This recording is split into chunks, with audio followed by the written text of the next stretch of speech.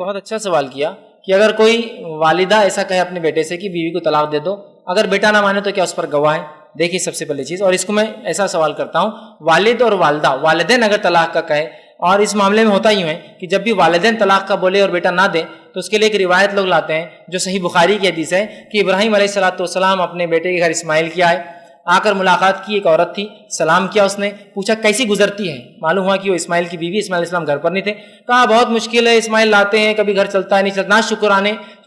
مطلب اللہ کی ناشکری کے الفاظ ادا کی۔ ابراہیم علیہ السلام نے کہا رات اسماعیل آئے تو کہنا اپنی چوکھٹ بدل دے۔ اسماعیل علیہ السلام رات آئے، کہا کون آیا تھا، تو کہا ایک بزرگوار شخص آئے تھے، ایسا ایسا ہولیا تھا۔ اسماعیل علیہ السلام پہچان لی میرے والد ابراہیم تھے علیہ السلام۔ کہا کیا حکم دیا، تو کہا چوکھٹ بدل دے، تو کہا مجھے کہا کہ طلاق دے۔ تو لوگ یہ روایت لاتے ہیں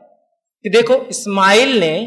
ابراہیم علیہ السلام کی بات سن کے طلاق دے دی، تو لہٰذا میں بھی باپ ہوں، میں بھی ماں، ہم بول رہے آپ کو طلاق دے دو، طلاق دے دو۔ تو تھوڑا سا ہم کو یہاں رکنے کی ضرورت ہے، اس لیے کہ اسماعیل اللہ کے نبی ہے، ابراہیم اللہ کے نبی ہے۔ اگر ایک باپ نبی اپنے بیٹے کو حکم دے رہا ہے تو یہ بات سمجھ میں آتی ہے، اس لیے کہ انبیاء وہی کے زیر تحت جو ہر بات کرتے ہیں وہ دل سے بات نہیں کرتے انبیاء علیہ السلام۔ تو یہاں ایک ناشکری عورت کا ایک نبی کے نکاح میں رہنا درست نہیں تھا، اس لیے ابراہیم علیہ السلام نے کہا، وہ اتنی سمجھ رکھتے تھے دین کی۔ آج کے ہمارے والدین دین کی سمجھ رکھ رہے ہیں اس بنیاد پہ بول رہے ہیں کیا؟ نہیں، ماں بول رہی ہے بہو کسی طلاق دے دو، کل رات میں گولی برابر ٹائم پہ نہیں دی، انہیں روز دودھ کو ابال دیتی، نہ لاتا تو برابر موٹر نہیں لگاتی، بٹن کھلا چھوڑ کے بھول جاتی، کپڑے زیادہ دیر بھیگنے ڈالتی، سرف سے خراب ہو جا رہے میرے کپڑے، جھاڑو برابر نہیں دیتی، دیکھو جالے کتنے آگے ابھی تک صاف نہیں ہوئے، طلاق دے دو تم بیٹا، ایسی بہو نہیں چاہیے۔ تو ایسے لوگ جو اس طرح کی ڈیمانڈ کرتے ہیں، اور میں کہتا ہوں آپ کو بہو کی نہیں ایک اچھی کلیننگ مشین کی ضرورت تھی گھر میں، بہو کیوں لا لیا آپ نے؟ یہ وجوہات نہیں ہے، لیکن شرعی وجوہات پر جو ماں شریعت کا علم رکھتی ہو، جو باپ شریعت کا علم رکھتا ہو، اور بیوی ایسا کوئی کام کر رہی ہے آپ کی جو غیر شرعی ہو اور پھر وہ ڈیمانڈ کرتے ہیں، تو یہ ڈیمانڈ تو درست ہے، ٹھیک ہے۔ لیکن اگر اس کے علاوہ ہے تو طلاق یاد رکھیے آپ کا حق ہے، آپ کی والدہ کا حق نہیں ہے۔ تو اس معاملے میں شریعت یہ کہتی ہے کہ اگر ماں کی اور بیوی کی بالکل نہیں جم رہی اور اس حد تک کہ ماں بولی طلاق دے دو اگر تم کو رہنا ہے تو، نہیں تو میرے گھر میں نہیں، تو پھر آپ اپنی بیوی کو الگ رکھ سکتے ہیں والدین کے ڈیمانڈ پر، کہ وہ نہیں چاہتے اس کے ساتھ رہنا،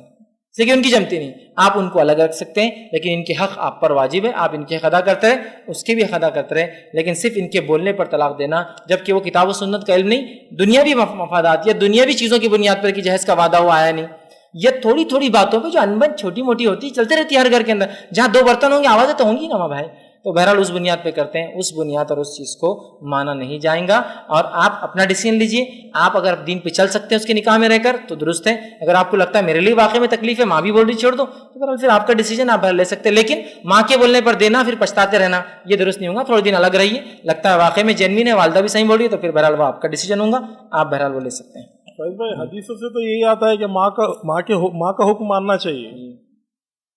بھائی نے یہ کہا کہ ماں کا حکم ماننا چاہیے، بات بالکل درست ہے، لیکن ہر کسی کا حکم اللہ کے حکم کے ماتحت ہے، اللہ کے حکم سے اوپر نہیں۔ تو اللہ کا حکم تو کیا، وعاشرہن بالمعروف،